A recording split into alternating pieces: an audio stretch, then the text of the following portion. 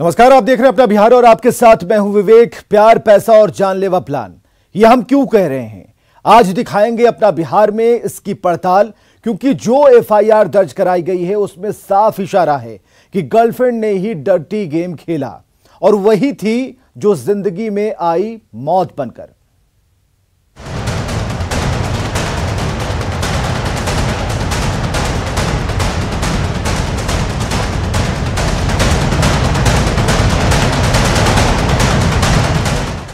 तो ये मामला और इसकी जांच की जद बढ़ती जा रही है। सुशांत सिंह केस में रिया चक्रवर्ती ने सुप्रीम कोर्ट का रुख किया है। रिया की तरफ से सुप्रीम कोर्ट में अर्जी दी गई है जिसमें बिहार में दर्ज एफआईआर को मुंबई ट्रांसफर करने की मांग की गई है। याचिका में क्या कहा गया है ये जरा सुनिए।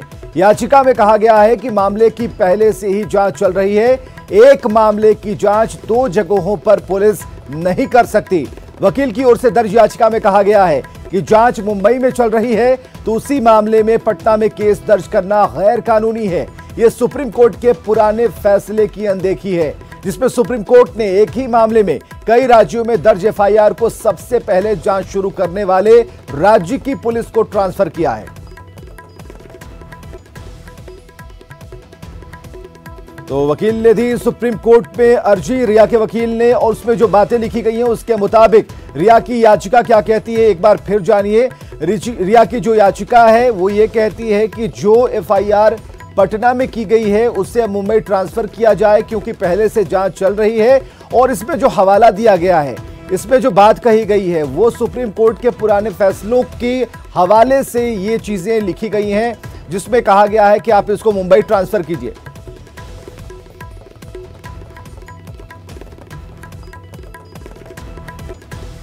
चलिए, इसके बाद यह जानना बेहद जरूरी है कि रिया क्यों चाहती हैं केस की मुंबई में ट्रांसफर हो जाए। यह जानना बेहद जरूरी है। तो पटना पुलिस की कार्रवाई से डरी हुई है रिया चक्रवर्ती, यह स्पष्ट है, यह जग जाहिर है। इसके अलावा पटना पुलिस कर सकती है रिया को गिरफ्तार। पटना में एफआईआर से सुनवाई के लिए उन्हें पटना आना होगा, वकील और टीम को भी पटना आना होगा। और यही एक बड़ा कारण है कि रिया चाहती हैं कि ये जो केस है पटना से ट्रांसफर होकर मुंबई चला आए। तो actor Sushant Singh Rajput suicide case में एक नया मोड़ आने के बाद जो नाम चर्चा में है वो है एक्ट्रेस रिया चक्रवर्ती का। रिया कैसे सुशांत सिंह राजपूत की जिंदगी में आई और सुशांत के पिता ने रिया के खिलाफ क्यों एफआईआर दर्ज कराई, जानते हैं। 28 साल की रिया चक्रवर्ती बॉलीवुड की एक स्ट्रगल एक्ट्रेस जिसे 14 जून 2020 तक शायद ही कोई जानता था। लेकिन सुशांत सिंह राजपूत की मौत के बाद रिया अचानक चर्चा में आ गई। सवाल उठे कि सुशांत सिंह राजपूत की गर्लफ्रेंड यानी रिया चक्रवर्ती ने सुशांत के सुसाइड के कुछ दिनों पहले सुशांत का घर क्यों छोड़ा। 25 जुलाई को सुशांत के पिता ने रिया चक्रवर्ती के खिलाफ पटना के राजीव नगर थाने में केस दर्ज करा दिया और सुसाइड के लिए उकसाने का आरोप लगा दिया। शक के घेरे में रिया चक्रवर्ती पहले भी थी। मुंबई पुलिस ने पूछताछ भी की लेकिन स्थिति साफ नहीं हो पाई। इसी बीच 16 जुलाई को रिया चक्रवर्ती ने केंद्रीय गृह मंत्री अमित शाह के नाम एक ट्वीट किया। लिखा, आदरणीय अमित शाह सर, मैं सुशांत सिंह राजपूत की गर्लफ्रेंड रिया चक्रवर्ती, उनके अकस्मात निधन को 1 महीना बीत गया है। मुझे सरकार पर पूरा भरोसा है। हालांकि न्याय के हित में मैं हाथ जोड़कर इस मामले में आपसे सीबीआई जांच का अनुरोध करती हूं। मैं बस ये समझना चाहती हूं कि ऐसा क्या प्रेशर था जिसके चलते सुशांत ने ये कदम उठाया। 16 जुलाई को रिया चक्रवर्ती ने केंद्रीय गृह मंत्री से सीबीआई जांच की मांग की और 25 जुलाई को सुशांत के पिता के सिंह ने रिया के खिलाफ मामला दर्ज करा दिया। सवाल है कि क्या ट्वीट के जरिए ध्यान भटका रही थी रिया चक्रवर्ती? क्या रिया को अपने खिलाफ एफआईआर का अंदेशा पहले से था? सहानुभूति पाने के लिए रिया ने किया ट्वीट। रिया के ट्वीट का सच चाहे जो भी हो, रिया पर सुशांत के पिता के आरोप काफी गंभीर हैं। सुशांत के परिवार ने आरोप लगाया कि सुशांत की मुलाकात रिया से साल 2019 में हुई थी। उस समय तक सुशांत किसी तरह की मानसिक बीमारी से नहीं जूझ रहे थे। इस बात की जांच होनी चाहिए कि ऐसा क्या हुआ कि रिया से मिलने के बाद सुशांत मानसिक तौर पर परेशान रहने लगा था। सुशांत के परिवार ने पूछा है कि अगर सुशांत का मानसिक बीमारी को लेकर इलाज चल रहा था तो इस बारे में उसके परिवार वालों से कंसेंट क्यों नहीं लिया गया। इसके अलावा रिया पर यह भी आरोप है कि वो सुशांत को ट्रीटमेंट के दौरान अपने घर ले गई थी और उसे ओवरडोज दिया गया था, लेकिन रिया ने इस मामले में कहा था कि सुशांत को डेंगू है। अब सवाल है कि रिया के संपर्क में आने के बाद ही समस्या क्यों खड़ी हुई। क्या रिया ने दिया था सुशांत को दवाई का ओवरडोज? क्या सुशांत को फिल्म साइन नहीं करने दे रही थी रिया? क्या रिया ने सुशांत के भरोसेमंद स्टाफ को हटा दिया था? क्या रिया ने जानबूझकर सुशांत का मोबाइल नंबर बदलवाया? इससे भी बड़ा सवाल है कि कुछ ही महीने में सुशांत के अकाउंट से 15 करोड़ का ट्रांजैक्शन क्यों हुआ? किन किन लोगों के खाते में भेजे गए रुपए? और अगर ये साजिश है तो इस साजिश में और कौन कौन शामिल हैं? Bureau report, news 18। चलिए, इस पूरे मामले पर एक बड़ी खबर आ रही है। बिहार पुलिस को सुशांत सिंह राजपूत की जो गर्लफ्रेंड है, पूर्व गर्लफ्रेंड अंकिता लोखंडे ने जानकारी दी है।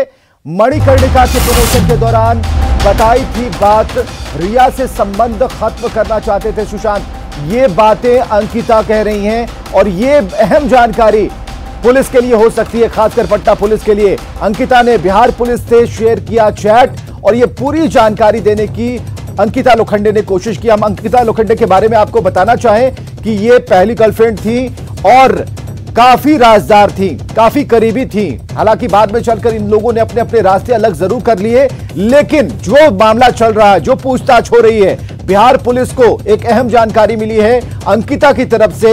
उन्होंने कहा है कि मणिकर्णिका के दौरान जो प्रमोशन हो रहा था उस दौरान उन्होंने बात की थी और कई बातें सुशांत ने उनके साथ शेयर की।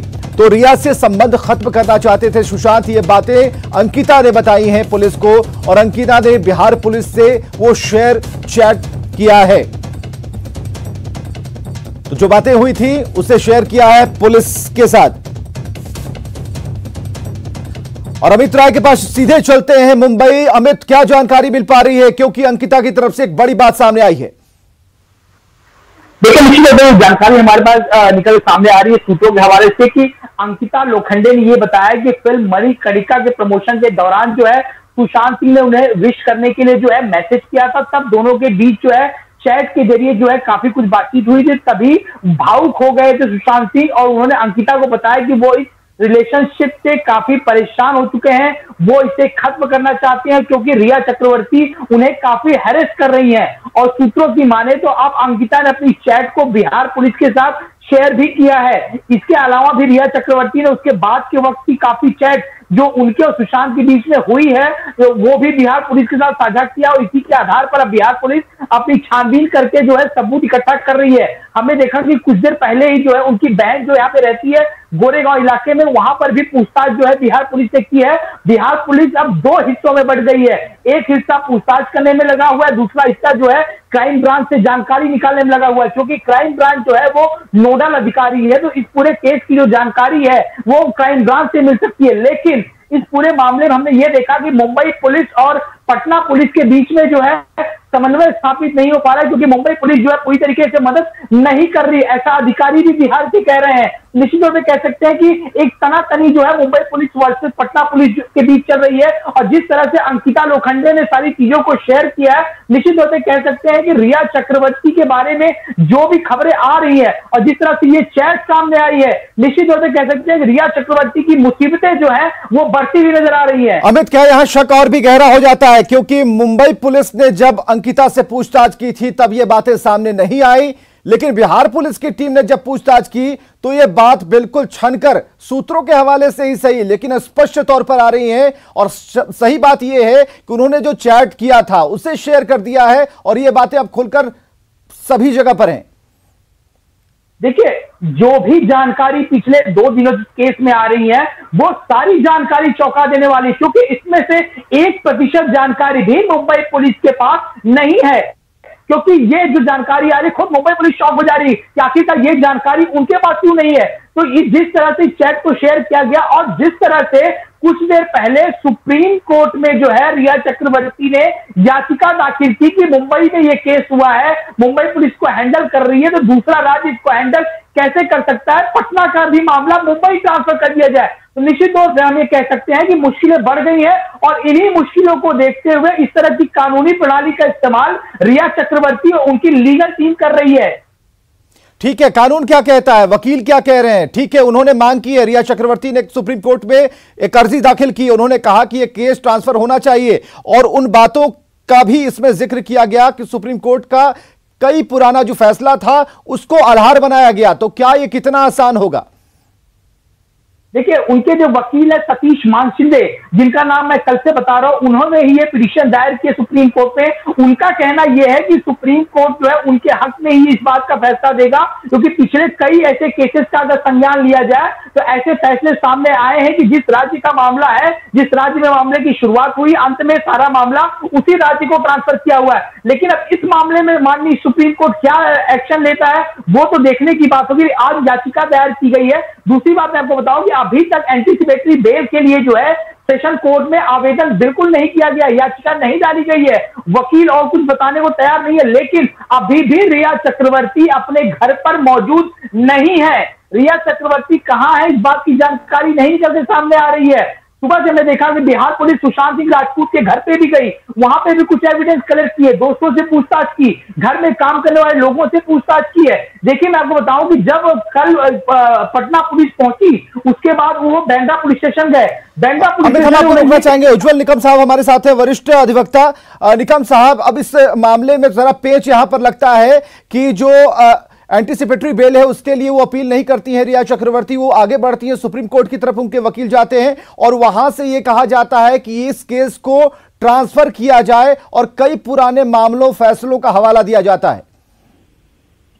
देखिए, कानून यही कहता है कि जहां गुनाह हुआ है वही जगह प्लेस ऑफ ट्रायल होती है। तो कानून के मुताबिक सुशांत सिंह ने आत्महत्या मुंबई में की है, इसलिए ये ट्रायल महाराष्ट्र में ही चलेगी। लेकिन जैसे सुशांत सिंह के पिता ने एफआईआर दर्ज की है पटना पुलिस के पास, बिहार पुलिस के पास, तो बिहार पुलिस इसको 0 नंबर से बम्बई पुलिस को ट्रांसफर कर सकते। मुझे लगता है इसमें कोई बड़ी बात नहीं है। अगर प्रिया चक्रवर्ती कहती है कि भाई इसका इन्वेस्टिगेशन महाराष्ट्र पुलिस से होगा, तो महाराष्ट्र पुलिस तो करेगी करेगी, लेकिन प्रिलिमिनरी इंक्वायरी जो है वो बिहार पुलिस कर रही है। मुझे लगता है कि बिहार पुलिस ही इसको ट्रांसफर महाराष्ट्र पुलिस को करेगी, कानून वही कहता है। कानून कहता है। एक बात और भी जो आज जानकारियां मिल पा रही है, इसमें अंकिता लोखंडे जो कि सुशांत सिंह राजपूत की पहली गर्लफ्रेंड थी, पूर्व गर्लफ्रेंड थी, उन्होंने जो शेयर किया एक जरूरी बात, उन्होंने वो मैसेजेस दिखाए हैं बातचीत के जिसमें सुशांत सिंह राजपूत ने भावुकता में ये कहा है, उसमें लिखा है कि वो बहुत परेशान हो गए हैं रिया से, रिश्ते जो उनके चल रहे हैं उससे। ये कितनी मजबूत कड़ी यहां हो सकती है? देखिए, इस पे मैं कोई अभी कमेंट नहीं करूंगा क्योंकि ये पूरा इन्वेस्टिगेशन का मामला है। उस लेटर में क्या लिखा है, सुशांत सिंह के पिता के पास क्या सबूत है, अगर ये सबूत पुलिस के पास सौंप दिए जाते हैं तो मुझे लगता है पुलिस अपनी छानबीन आगे बढ़ा सकती है। चलिए, बहुत बहुत शुक्रिया निकम साहब हमसे बातचीत के लिए। तो देखिए, जो कानून कहता है, उज्जवल निकम हमारे साथ थे, उन्होंने कहा कि जो कानून कहता है, कानून सम्मत बात यह है कि ये ट्रांसफर हो जाएगा मुंबई में ये मामला, और ये बहुत ही सोच समझदारी के साथ एक एक जो पग है वो रिया बढ़ाती हुई अपने वकीलों से पूरी तरह से बातचीत करती हुई, और अब जो कहा जा रहा है कि जो पुलिस इन्वेस्टिगेशन कर रही है, जो खुलासे हो रहे हैं, जो अमित हमें बता रहे थे, उन्होंने स्पष्ट किया कि मुंबई पुलिस हैरान है कि आखिर ये चीजें, उन्होंने जब पूछताछ की तो ये चीजें निकलकर क्यों नहीं सामने आई। अंकिता से उन्होंने कई सवाल किए होंगे, ये मामला सामने नहीं आया, लेकिन बिहार पुलिस से खुलकर अंकिता बोलती हैं, वो मैसेजेस दिखाती हैं, वो चैट दिखाती हैं और ये कहती हैं कि देखिए ये बातें हुई थी, वो परेशान थे। अमित, आपने सुना कि उज्जवल निकम क्या कह रहे थे? देखिए, मैंने भी आपको वही बात बताई कि पिछले कुछ केसेस का हवाला जो है देकर ये याचिका दाखिल की गई है कि पहले भी कुछ केसेस में ऐसा हुआ था कि मामला किसी और राज्य में था, लेकिन उसकी जांच पड़ताल के लिए किसी और राज्य में जो है याचिका दाखिल की गई थी, केस दर्ज किया गया था। लेकिन सुप्रीम कोर्ट ने जो है ये साफ कर दिया था कि जहां से मामले की उत्पत्ति हुई है, जहां जो राज्य जांच कर रहा है, वहीं पे उस पूरे मामले की पूरी जांच होनी चाहिए। जैसा कि मैंने आपको बताया, कल जो है सतीश मान शिंदे की जो लीगल टीम थी वो देर रात पहुंची, लगभग 3.5 घंटे तक जो है रिया चतुर्वेदी के साथ जो है मीटिंग हुई वकीलों की, और रात को 10:40 के करीब जो है वकील उनके घर से निकलती है। आज सुबह से जो है रिया चक्रवर्ती का कोई पता नहीं है कहां पे है, क्योंकि घर पे वो मौजूद बिल्कुल नहीं है। तो निश्चित रूप से ठीक है, कानूनी चक्रव्यूह को तैयार किया जा रहा है। रिया के वकील पूरी तरह से उनकी हेल्प कर रहे हैं और कानून संबद्ध बात जो हो रही है उस तरीके से वो चल रहे हैं, लेकिन मामला ये बढ़ता जा रहा है, जांच का दायरा बढ़ता जा रहा है। अगर मुंबई पुलिस चौकन्नी है तो ये यकीन मानिए कि जो लोग खुलकर नहीं बोले वो अब बोलेंगे, क्योंकि बिहार पुलिस ने 2 भागों में बंटकर जांच शुरू कर दी है, जो अभी हमसे अमित शेयर कर रहे थे। बहुत बहुत शुक्रिया अमित हमसे बातचीत के लिए। और इधर सुशांत सिंह मामले में आज सुब्रमण्यम स्वामी ने सीएम नीतीश कुमार से बातचीत कर ली है। उन्होंने ट्वीट कर खुद इसकी जानकारी दी। उन्होंने ट्वीट में लिखा है कि मैंने बिहार के मुख्यमंत्री नीतीश कुमार से टेलीफोन पर बातचीत की, पटना पुलिस को एफआईआर और उसके बाद तहकीकात के लिए फ्री हैंड दिए जाने की मैंने तारीफ की है। अब जब 2 राज्यों की पुलिस मामले की जांच कर रही है तो मैं सीबीआई जांच के लिए पहल करूंगा। नीतीश कुमार ने मुझसे कहा है कि उन्हें सीबीआई जांच से कोई आपत्ति नहीं है, वे सिर्फ इतना चाहते हैं कि सुशांत को इंसाफ मिले, दोषियों के खिलाफ कार्रवाई हो।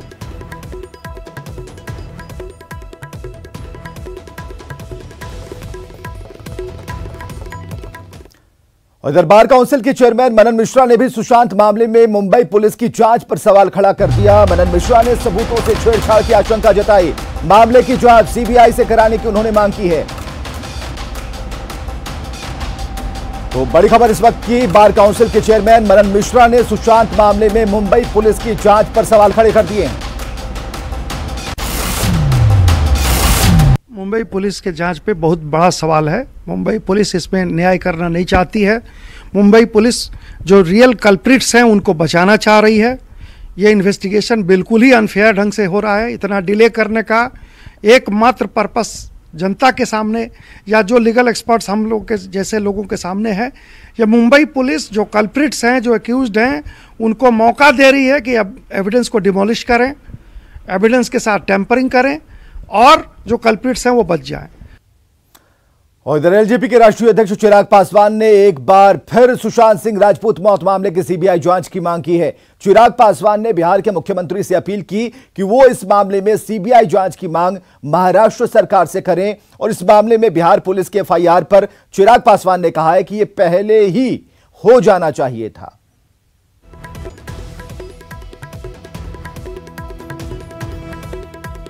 मुख्यमंत्री आदरणीय नीतीश कुमार जी से भी मैंने आग्रह किया था कि वो इसमें हस्तक्षेप करें, और जब तक राज्य सरकार द्वारा ये दबाव नहीं जाएगा तो महाराष्ट्र सरकार संभवतः सीबीआई के हवाले इस केस को ना करे। पर मैं चाहता हूं कि बिहार सरकार के द्वारा भी और माननीय मुख्यमंत्री स्वयं इसमें हस्तक्षेप करें। एक युवा बिहारी दूसरे प्रदेश में उनकी हत्या हुई, किन परिस्थितियों में हुई, ये सच सामने आना जरूरी है।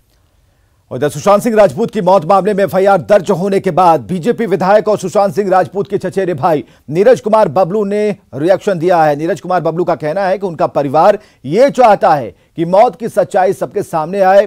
वहीं नीरज बबलू ने मुंबई पुलिस की जांच पर सवाल खड़े किए हैं। तो आया सामने, पहले इस पे कार्रवाई हो, फिर इससे अगर कुछ नहीं निकलता तो फिर आगे का हम लोग और बात करेंगे, आगे और जरूर देखेंगे। आगे भी मतलब सीबीआई जांच की ओर बढ़ सकते हैं। हम लोग चाहेंगे कि हर कुछ ट्रांसपेरेंट हो जाए, दिख जाए, लोगों के सामने आ जाए कि क्या हुआ, कैसे हुआ, किस परिस्थिति में उसकी हत्या हुई, आत्महत्या हुई, किस परिस्थिति में, सब कुछ क्लियर हो जाए। जो भी जांच करना पड़े जांच करके। चलिए अब तक क्या हुआ ये हम आपको दिखा रहे हैं। सुशांत केस में 6 लोगों पर एफआईआर, लेकिन ये केस किस तरीके से आगे बढ़ रहा है, जांच का दायरा कैसे बढ़ता जा रहा है, ये भी हम आपको लगातार बता रहे हैं। और चलिए बड़ी खबर आ रही है इस वक्त अनलॉक के बारे में। बिहार में अनलॉक 3 के गाइडलाइंस जारी कर दिए गए हैं। 5 अगस्त से जिम खोलने की मंजूरी दी गई है। बड़ी खबर उन लोगों के लिए जो जिम का बिजनेस करते हैं, जिम चलाते हैं। 5 अगस्त से जिम खोलने की मंजूरी दी गई है, लेकिन इसके पीछे कुछ शर्तें जरूर होंगी। अनलॉक 3 के गाइडलाइंस जारी किए गए हैं और ये एक अच्छी खबर उनके लिए जो जिम व्यवसाय से जुड़े हुए हैं। 5 अगस्त से जिम खोलने को मंजूरी मिल गई है।